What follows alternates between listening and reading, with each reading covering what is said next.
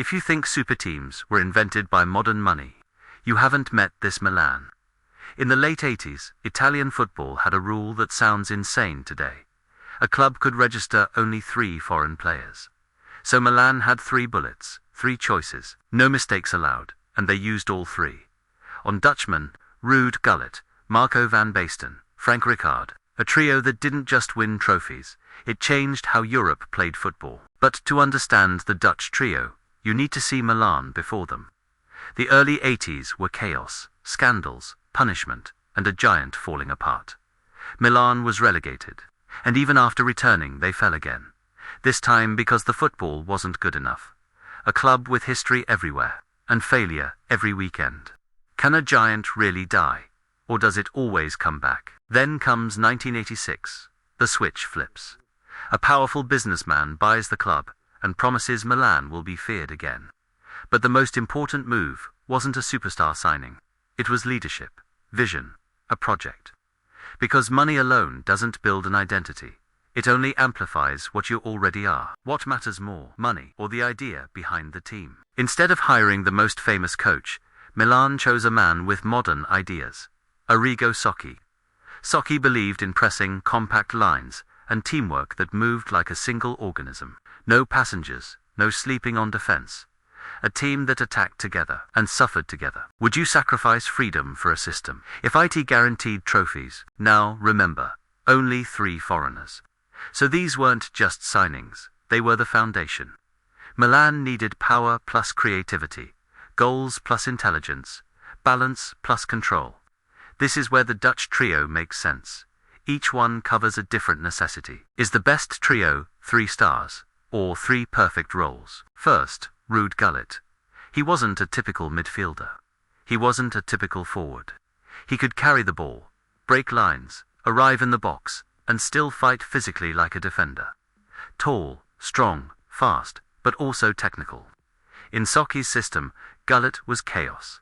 Under control. If you had to mark Gullit, where do you even start? Second, Marco van Basten, the finisher. But not just a finisher. He could leave the box, combine, dribble, shoot from distance, score from impossible angles. When Milan controlled the match, Van Basten turned control into punishment. He didn't just score, he ended games. Is Van Basten the most complete striker ever? Or is that too much? Third, Frank Rijkaard. Every great attacking team needs balance, and Rijkaard was balance. He won duels, protected the defense, covered spaces, and then started attacks with calm, intelligent passes. He was the bridge between defense and offense. Without him, the system breaks. With him, the system becomes ruthless. Who's more valuable, the scorer, or the player who makes the team stable? But the Dutch trio alone doesn't make a team immortal. Milan had an Italian core built for war. Leaders, defenders, discipline. The backline moved as one. The midfield pressed as one. The attack defended from the front. This wasn't just a highlight team. It was an algorithm. Repeat the patterns, suffocate the opponent, strike when the gap appears. Beautiful football, or unstoppable football. The impact was immediate. Milan stopped looking fragile and started looking inevitable. They went from instability to structure, from maybe to we will. And this wasn't an empty league. The defending champions were Napoli with Maradona. Brilliant, fearless, dangerous. So Milan didn't cruise. They won a war and proved the project was real. Peak Maradona. O.R. Sacchi's system. Who wins? In Europe, you can't fake greatness.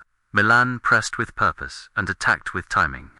They didn't just survive against giants, they imposed their identity. And once you control the biggest stages, fear spreads faster than headlines. When do opponents stop believing they can beat you? Back then, the world title wasn't a bonus. It was a war of continents, different styles, different intensity. And Milan wanted the final stamp. Not best in Europe, but best on earth. When they won, the message was brutal. This wasn't a moment, it was a reign. Getting to the top is hard. Staying there is worse.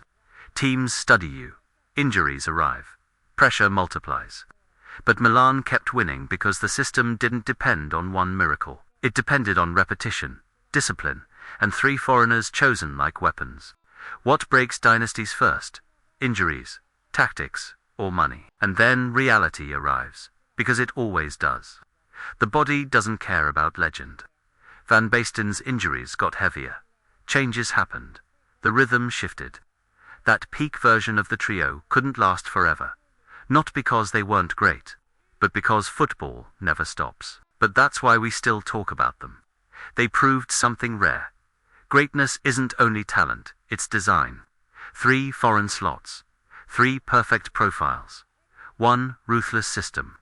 Gullit brought power and chaos. Van Basten brought execution. Rijkaard brought the balance that made everything survive. And together, they didn't just win. They built a standard Europe had to chase. That's immortality. Not just the trophies you lift, but the fear you leave behind.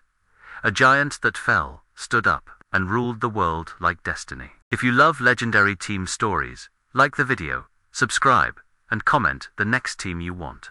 And tell me, system or stars, what wins? Greatest trio ever? Or, can you name a better one?